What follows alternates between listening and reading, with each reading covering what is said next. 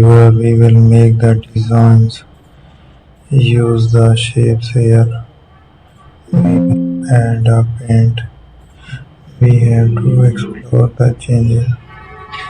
I will create a structure there. Make another design. Use an eraser tool. So we have to make another shape.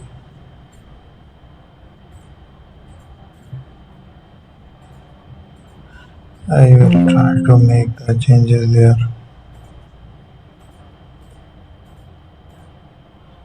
I will use the different color here to attach there. It's another